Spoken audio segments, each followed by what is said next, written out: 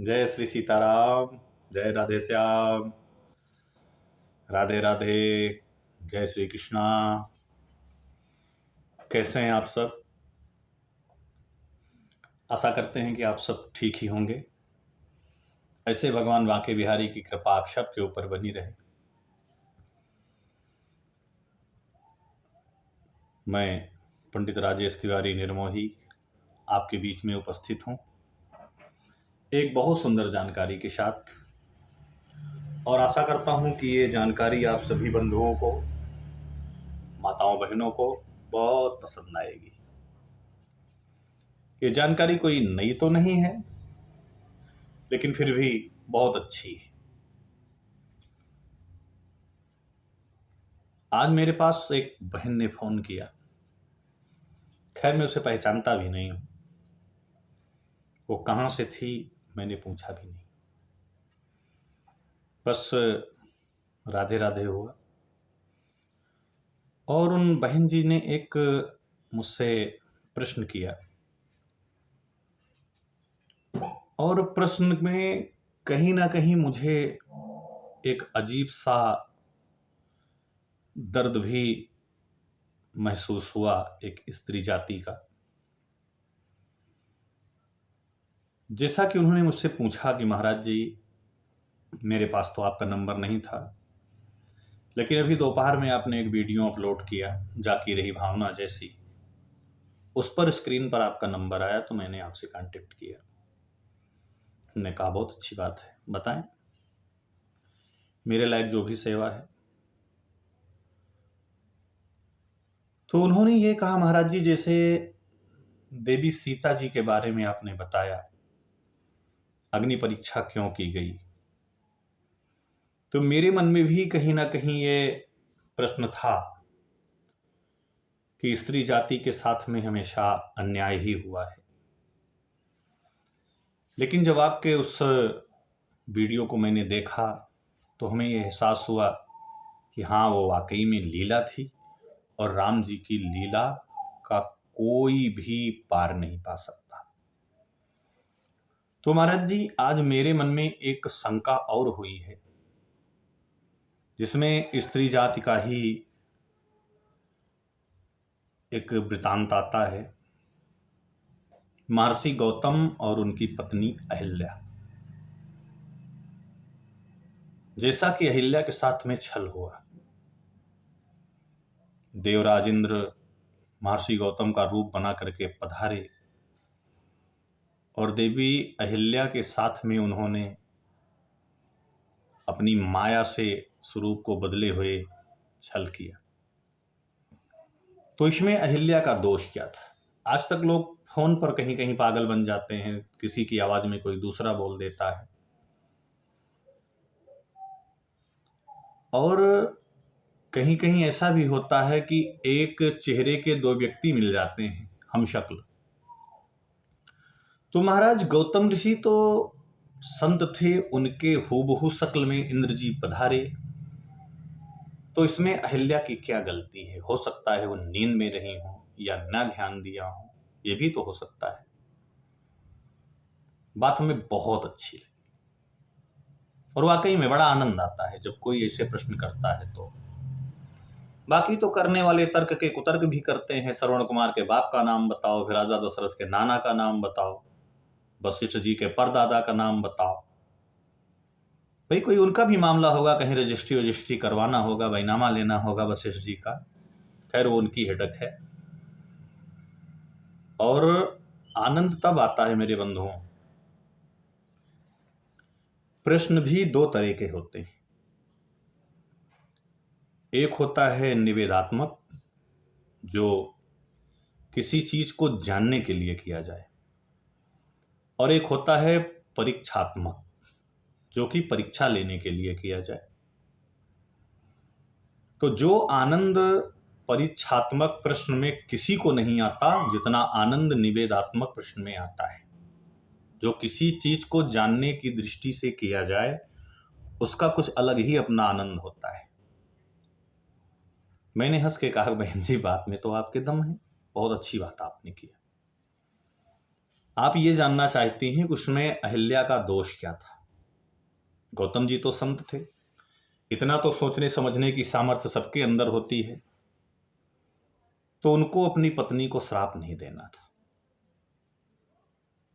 उसकी गलती क्षमा कर देना था। बोले जी महाराज, बस यही मेरी शंका है कि उसमें गलती क्या हुई। भाई आजकल लोग दस्तखत मैच कर देते हैं, सिग्नेचर मैच हो जाता है, तो वहां तो पूरा चेहरा ही मैच था, शक्ल मैच थी, पूरी बोल भाषा मैच थी, तो उनका दोष क्या था।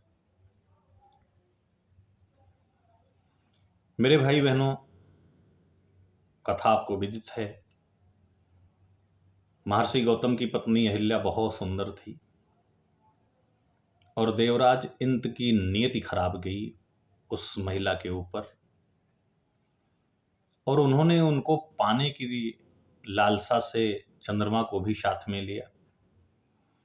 चंद्रमा जी मुर्गे का रूप बना करके आए। उन्हें मालूम था कि ये भोर में 4 बजे स्नान करने जाते हैं। पहले घड़ी तो थी नहीं, लोग चिड़ियों की आवाज़, मुर्गे की आवाज़ पर उठते थे, एक अंदाज लगाते थे कि इस समय सुबह हो गया है। अब ये रात के 12 बजे ही मुर्गा बोल गया। महर्षि गौतम उठे, स्नान करने के लिए चले गए, और जब माता गंगा के तट पर पहुंचे तो माता गंगा को क्रोध आ गया कि बताओ, इतना ज्ञानी व्यक्ति आज सोते जल में स्नान करने आया है। पहले जब गांव के लोग कुएं से पानी निकालते थे, रात में निकालना भी पड़ता था, तो सबसे पहले एक कंकड़ उसमें मार देते थे। उनका यह मानना था कि वरुण देव जी सो रहे हैं, उनका अपमान नहीं करना चाहिए। तो महर्षि गौतम जी चले गए, माता गंगा ने देखा, बोली कौन पापी आ गया। हाथ जोड़कर खड़े हो गए, माता मैं गौतम। बोली बेटा अभी तो अर्धरात्रि है। बोली मैया लेकिन मुर्गा तो बोल गया। बोली ये गौतम, तुम्हारे साथ में छल हुआ है, बहुत बड़ा धोखा हुआ है, जितनी जल्दी हो सके तुम अपने घर पहुंचो। महर्षि गौतम जी घर गए। चंद्रमा ने देखा, भागे, श्राप दे दिया, जाओ कलंकी हो जाओ। अंदर देवराज इंद्र को देखा, उनको भी श्राप दे दिया। अपना समूह बनाकर ये दोनों तो चले गए, बची कौन, माता अहिल्या। माता अहिल्या ने महर्षि गौतम से कहा कि सरकार इसमें मेरी कोई गलती नहीं। बस इसी बात पर गौतम को क्रोध आया कि तुम बात कैसी कर रही हो, गलती तुम्हारी नहीं है तो क्या हमारी है। पहली गलती तुम्हारी ये है कि तुम्हें अपने और पराये पुरुष का स्पर्श का एहसास नहीं हो, और दूसरी गलती ये है कि मेरे भाई ऐसा नहीं कि फूल में ही खुशबू होती है, खुशबू व्यक्ति के शरीर में भी होती है। जो कपड़ा डेली व्यक्ति पहनता है, अगर अंधेरे में भी उसको पा जाए तो एक प्रकार से उसकी खुशबू से ही एहसास लगा लेता है कि हाँ ये मेरा है या नहीं। दूसरी गलती तुमको ये हुआ कि अपने पति की सुगंध या दुर्गंध तुम्हें एहसास नहीं हुई। और तीसरी बात उन्होंने बताया, देवी तुम तो एक सती हो, अगर एक जैसी साड़ी पहनाकर 5 महिलाओं को लाइन से बैठा दिया जाए और बच्चे को छोड़ दिया जाए, किसी छोटे बच्चे को, बच्चा रोता रहे, 5 महिलाएं घूंघट डाल लें और एक एक माता उस बच्चे को स्पर्श करे, वो बच्चा भले ही शकल ना देखे, लेकिन जैसे उसकी माता अपने बच्चे को स्पर्श करेगी वैसे वो चुप हो जाएगा। छोटा बच्चा अपने मां के स्पर्श को समझता है, और तुम एक सती होकर के नहीं समझ पाई। एक जानवर, एक गैया जिसका आप दूध निकालते हो, उसे चाहे जितने अंधेरे में बांध दो, कोई अपरिचित व्यक्ति जैसे उसके शरीर में हाथ लगाएगा वो तुरंत अपने पैर का प्रहार कर देगी। और जो डेली दूध निकालता है उसके स्पर्श को पाकर वो गैया कभी पैर नहीं उठाएगी। तो क्या तुम्हारी बुद्धि उस जानवर से भी गड़बड़ हो गई?